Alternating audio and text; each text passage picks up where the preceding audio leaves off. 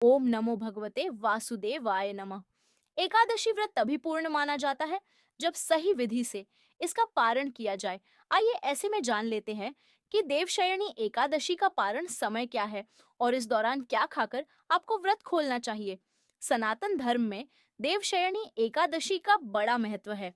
यह दिन भगवान विष्णु को समर्पित माना जाता है। इस दिन भक्त विधि विधान से भगवान विष्णु की पूजा आराधना करते हैं और व्रत रखते हैं।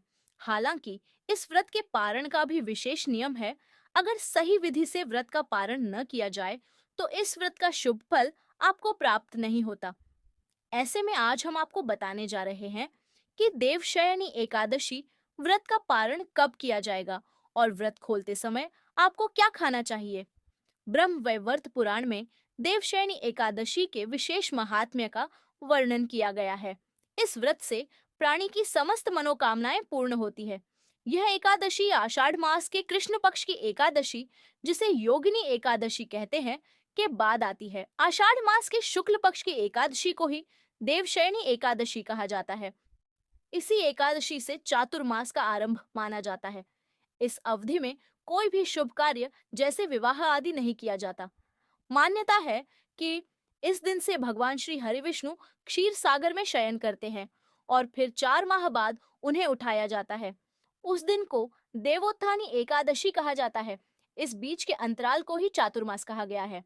देवशयनी एकादशी को देव देवशयनी महा एकादशी, थोली एकादशी तेलुगु, हरि देवशयनी, पद्मनाभा शयनी तथा प्रबोधिनी एकादशी भी कहा जाता है। देवशयनी एकादशी का व्रत साल 2024 में आज 17 जुलाई को रखा गया। एकादशी तिथि का आरंभ 16 जुलाई की रात्रि में 8:32 से हो गया था और एकादशी तिथि का समापन 17 जुलाई की रात्रि में लगभग 9 बजे हुआ। उदया तिथि की मान्यता के अनुसार देवशयनी एकादशी का व्रत 17 जुलाई को था।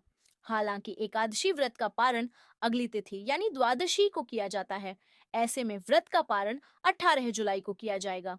व्रत के पारण के लिए शुभ समय 5:36 से 8:20 तक रहेगा। इस समय आप विधि विधान से भगवान विष्णु की पूजा करने के बाद व्रत खोल सकते हैं। अब जानिए कैसे करें व्रत का पारण। देवशयनी एकादशी व्रत का पारण करने से पूर्व आपको सुबह स्नान ध्यान के बाद स्वच्छ वस्त्र धारण करने चाहिए। इसके बाद पूजा स्थल पर धूप दीप जलाकर भगवान विष्णु और माता लक्ष्मी की पूजा करनी चाहिए। आरती करने के बाद आपको फल मिष्ठान आदि का भोग विष्णु भगवान को लगाना चाहिए। इसके बाद आपको घर के सदस्यों में व्रत का प्रसाद वितरित करना चाहिए और हो सके तो यथासंभव दान भी करना चाहिए। साथ ही आपको यह भी जानना चाहिए कि देवशयनी एकादशी व्रत का पारण क्या खाकर करें।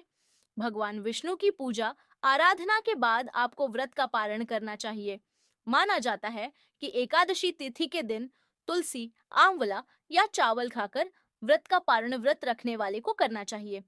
इन चीजों से व्रत का पारण करने से आपको भगवान विष्णु की कृपा प्राप्त होती है। जो भी भक्त श्रद्धा पूर्वक एकादशी व्रत का पालन करता है, उसको विष्णु जी की परम कृपा प्राप्त होती है। यह व्रत जो भी व्यक्ति रखता है, उसके जीवन में आ रही परेशानियों का अंत होता है और साथ ही धन धान्य की भी प्राप्ति होती है। मनोकामनाओं की पूर्ति के लिए भी एकादशी व्रत को बहुत शुभ माना गया है।